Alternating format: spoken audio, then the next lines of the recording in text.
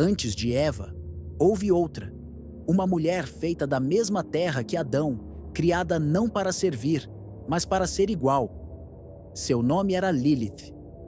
Você nunca ouviu falar dela nos púlpitos, nunca viu sua história nos livros sagrados oficiais, porque ela foi arrancada da narrativa, apagada, demonizada.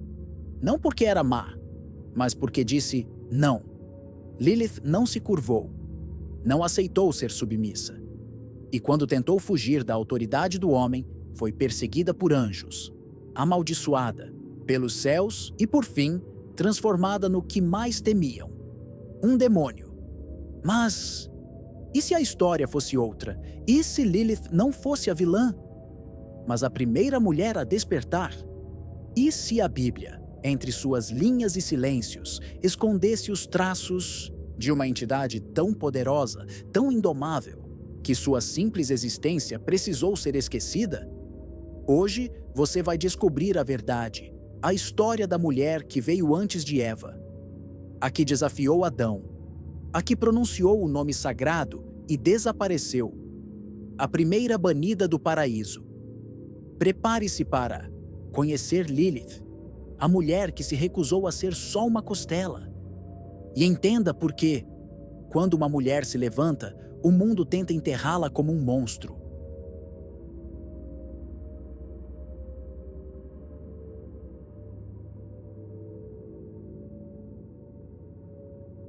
Quando você ouve sobre a criação do mundo, provavelmente lembra da ordem tradicional. Deus cria Adão, depois Eva, a partir de sua costela. Eles vivem no Éden até o pecado original e a expulsão do paraíso. Uma história conhecida, repetida e ensinada por séculos. Mas, e se ela estiver incompleta?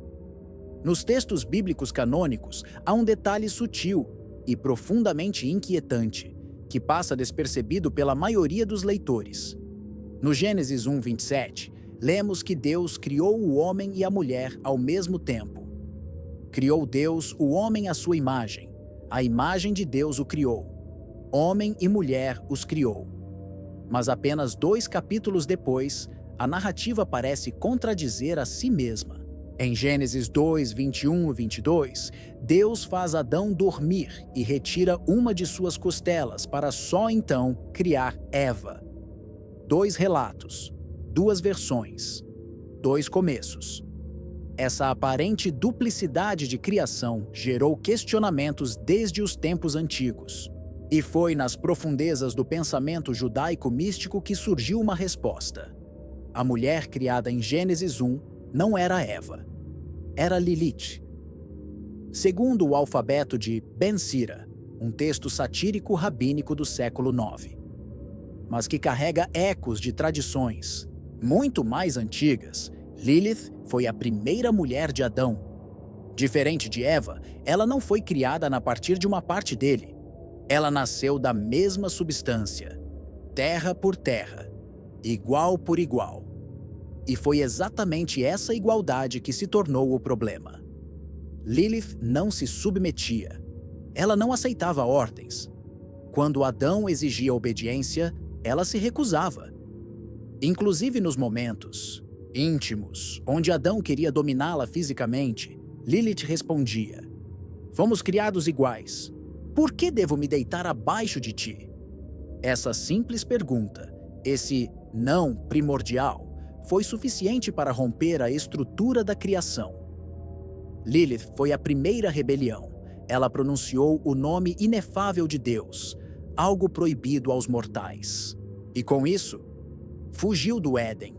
Sim, antes da queda de Adão e Eva, houve outra queda, silenciosa, escondida, não causada por pecado, mas por insubmissão. Deus enviou 3 anjos para trazê-la de volta: Senoi, Sansenoi e Semangelof. Eles a encontraram às margens do Mar Vermelho, onde Lilith vivia em liberdade, longe do Éden, mas não submissa. Os anjos imploraram. Depois ameaçaram. E quando ela se recusou a retornar, a sentença caiu sobre ela. Todos os filhos que ela tivesse seriam mortos. Em retaliação, Lilith passou a destruir os filhos dos homens, especialmente os recém-nascidos. É assim que nasce a lenda do demônio feminino que ataca crianças e seduz homens em seus sonhos. Mas, e se tudo isso fosse apenas uma narrativa de vingança? E se Lilith nunca tivesse sido um monstro, mas apenas uma mulher que disse não ao papel que lhe deram? Talvez o verdadeiro pecado de Lilith tenha sido ousar ser inteira, ter voz, ter desejo, ter liberdade. E é por isso que ela foi apagada. Porque o mundo nunca soube lidar com mulheres que escolhem, mas Lilith sobreviveu. Nos pesadelos, nas sombras, nos mitos sussurrados e em fragmentos ocultos, até mesmo dentro da própria Bíblia. No livro de Isaías, capítulo 34, versículo 14, há uma menção curiosa, traduzida de diversas formas. Algumas versões falam em criaturas noturnas, outras mencionam animais selvagens. Mas no hebraico original, o nome está lá, Lilith, escondida sob traduções, camuflada como metáfora, mas presente, como uma cicatriz mal fechada no corpo da escritura. Lilith foi apagada dos textos oficiais, mas ela ainda pulsa nas entrelinhas e talvez não tenha ido embora. Apenas esteja esperando que alguém leia com olhos menos adestrados. Você percebe? Agora, Lilith não foi apenas esquecida, ela foi enterrada, viva. E agora que você sabe disso, está pronto para descobrir o que aconteceu com ela depois que fugiu do Éden? Se esse mistério já te pegou, deixe seu like, comente sua teoria sobre Lilith e inscreva-se para não perder a continuação. Na próxima parte, vamos mergulhar na sua demonização e entender como uma mulher virou o maior símbolo do mal, apenas por ter escolhido ser livre.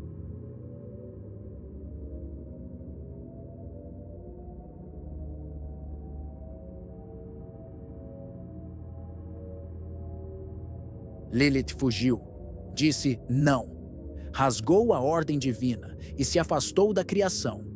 E por isso foi condenada. Mas não ao esquecimento, à perversão. O que se faz com aquilo que o sistema não consegue controlar?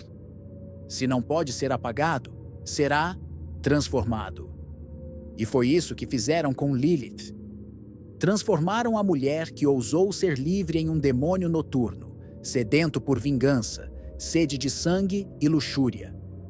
Não porque ela era o mal, mas porque ela desafiava a definição do que era considerado bem. Lilith, banida do Éden, passou a ser descrita como moradora do deserto, refúgio dos caídos, dos esquecidos, dos amaldiçoados. Foi ali, longe da luz, que a tradição rabínica construiu a imagem da mãe dos demônios, não por ser má, mas por estar fora da criação abençoada. A narrativa então começou a se reverter. A mulher criativa virou devoradora de crianças.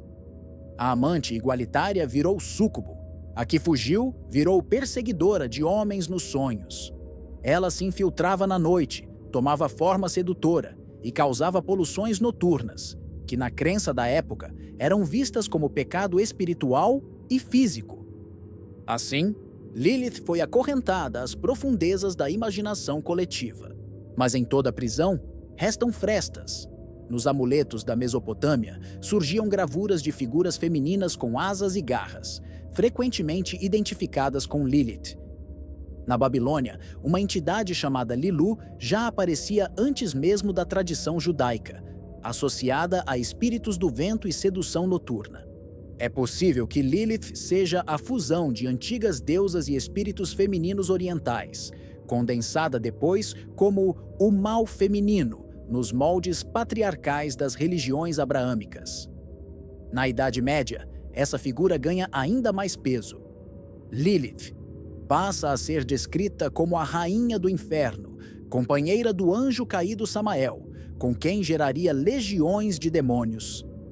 Essas entidades, os Lilim, tornaram-se parte do folclore judaico, creditados por doenças, mortes infantis e distúrbios, mentais. Para se proteger, famílias judias da antiguidade colocavam amuletos sobre os berços de seus filhos recém-nascidos, com inscrições que invocavam os 3 anjos enviados para deter Lilith: Senoi, Sansenoi e Semangeloth.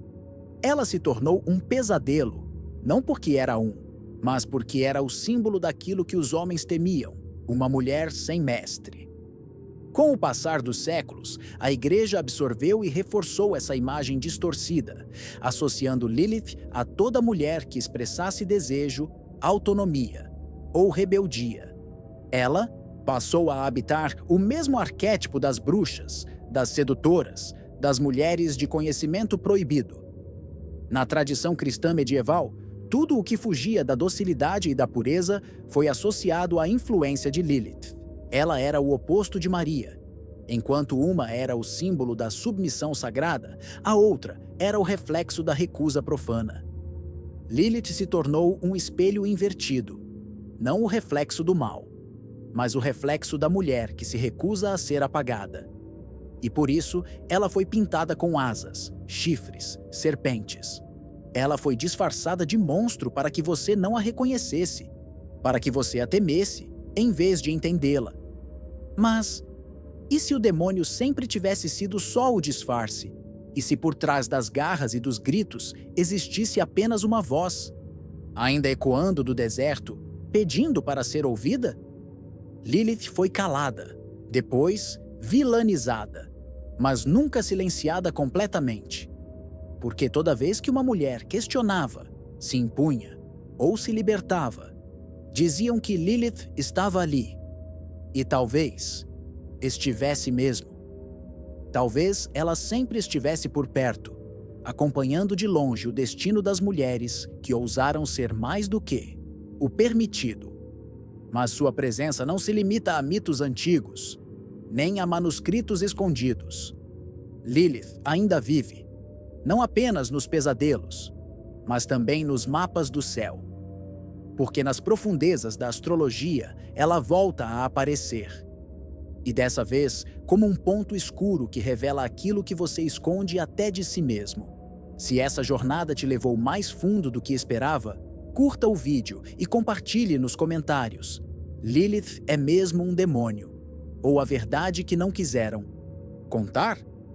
Na próxima parte, vamos revelar como a presença de Lilith está escondida até hoje, nos céus, nos rituais e nos próprios textos sagrados.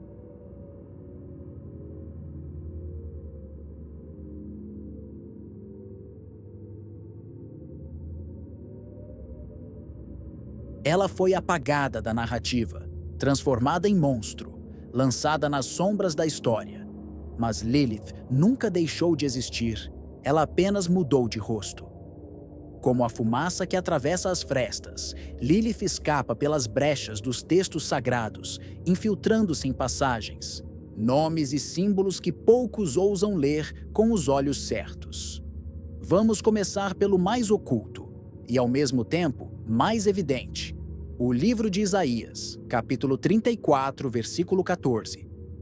Traduções comuns falam em criaturas do deserto, animais, noturnos ou bruxas. Mas no hebraico original, o termo usado é Lilith. Ela está lá, sozinha no deserto, entre chacais e fantasmas. Invocada por acaso, enterrada por tradução.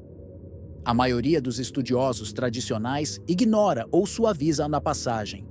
Preferem dizer que é uma metáfora, uma figura do folclore, um símbolo qualquer. Mas os textos não mentem. Apenas quem os lê, com medo, distorce seus significados. Lilith foi removida da narrativa oficial, mas deixou rastros, e não apenas nas escrituras, mas também no céu. Porque Lilith voltou como ponto astronômico, astrológico, esotérico. Na astrologia moderna, existe o conceito da lua negra de Lilith. Não é um corpo celeste, mas um ponto virtual que representa o apogeu da órbita lunar. Mas simbolicamente é muito mais do que isso. A lua negra de Lilith representa desejos reprimidos, sombra interior, Sexualidade oculta, rebeldia não aceita. Força psíquica feminina esquecida, onde Lilith aparece no seu mapa astral. Ali mora uma parte sua que foi silenciada. Ali mora o que você tenta esconder, mas que insiste em surgir. É a voz que diz não, enquanto você finge concordar. É o grito abafado pela máscara social. É a mulher ferida e indomável dentro de cada um.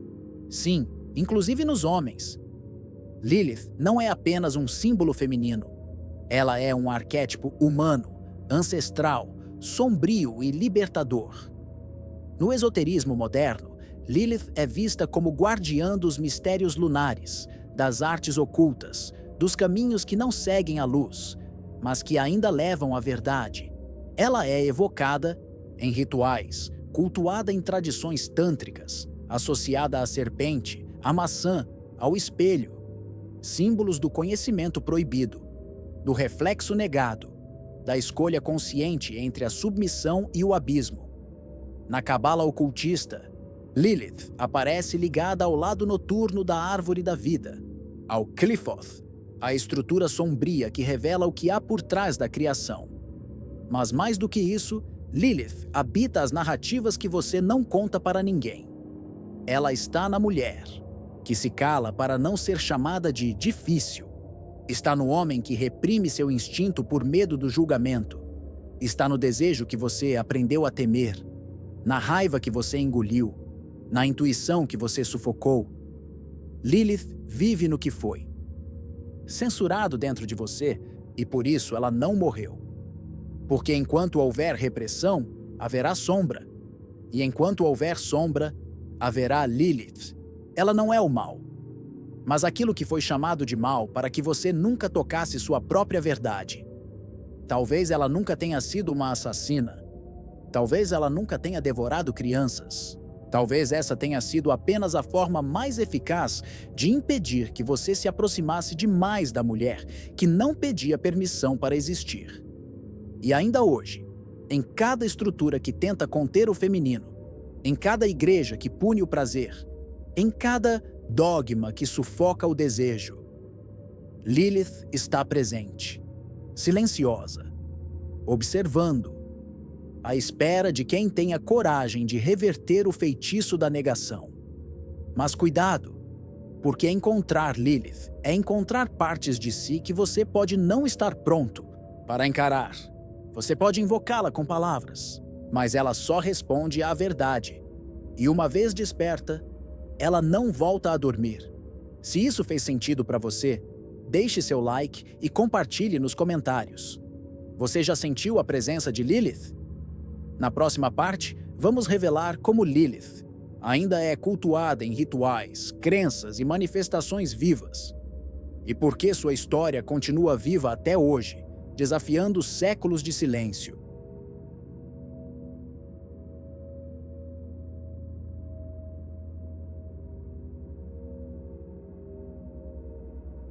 Tentaram apagá-la dos textos, transformaram seu nome em maldição, trocaram sua imagem por garras e asas, mas Lilith nunca desapareceu. Ela apenas aprendeu a existir no silêncio.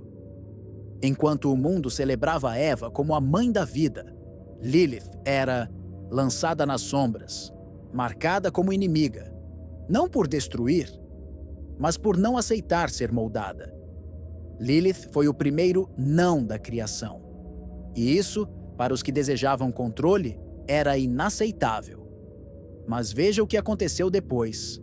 Séculos se passaram, impérios caíram, religiões se multiplicaram. E ainda assim, o medo de Lilith sobreviveu.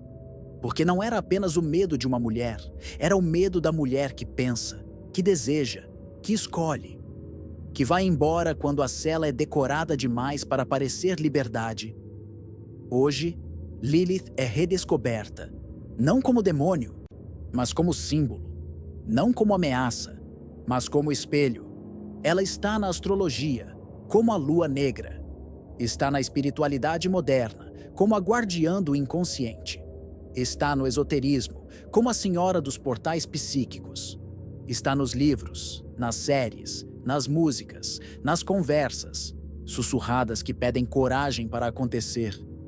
Mas, mais do que isso, Lilith está em você, na voz que você engoliu, no desejo que você escondeu, na fúria que te ensinaram a sufocar, na intuição que você abafou porque te disseram que era perigosa. Lilith é o que sobra quando você remove todas as máscaras. E é por isso que ela sobreviveu. Porque enquanto houver repressão, haverá sombra. E enquanto houver sombra, haverá Lilith. Mas essa história, por mais antiga que seja, ainda parece incompleta. Há algo que ninguém questiona. Algo que passa despercebido por entre os versículos. Um detalhe incômodo que poucos ousam tocar. E se Lilith não tivesse apenas fugido? E se ela não tivesse apenas dito não a Adão? E se sua expulsão não tivesse sido castigo, mas contenção? Afinal, o que Lilith sabia? Ela pronunciou o nome sagrado, algo que só seres de alto nível espiritual podiam fazer. Ela desafiou a criação, rejeitou a ordem e sumiu no deserto, como se soubesse para onde ir. Isso não soa como uma simples rebelião. Parece conhecimento. E quando olhamos para a tradição gnóstica, para os evangelhos apócrifos, para os símbolos herméticos, vemos uma repetição inquietante. Os que sabem demais são banidos. Eva mordeu a maçã do conhecimento. Prometeu foi punido por entregar o fogo aos homens. Sofia foi lançada ao caos por criar sem permissão. Lilith foi apagada, mas não porque pecou, porque sabia. E se essa história não foi contada do jeito certo? E se Lilith não fosse só a primeira mulher? E se ela fosse a primeira testemunha de algo maior? Algo que a criação tentou esconder. Algo que a religião temeu revelar. Talvez o Éden nunca tenha sido um paraíso. Talvez Lilith não tenha fugido. Talvez ela tenha sido a primeira a acordar. E se a serpente nunca tivesse enganado Eva? E se a serpente fosse Lilith? Sim, essa teoria existe. Antigos textos místicos sugerem que Lilith, transformada em serpente, teria retornado ao Éden não para corromper, mas para libertar. Para dar a Eva o mesmo presente que ela teve, a escolha. E se foi isso que a criação nunca perdoou? Não a desobediência, mas a consciência. Lilith, então, não seria o mal. Seria a centelha do livre-arbítrio. O verdadeiro pecado original talvez não tenha sido a desobediência, mas o despertar. E Lilith foi a primeira a abrir os olhos. Se isso ressoou dentro de você, inscreva-se agora no canal Mitoverso. Aqui, cada mito revela o que a história tentou apagar. Comente: Lilith era um demônio ou a chave de um segredo antigo? Ative o sino, porque nas próximas histórias vamos explorar outras figuras que foram enterradas, mas não morreram. E até lá, cuidado com o que você chama de mal. Pode ser só o que você ainda não entendeu.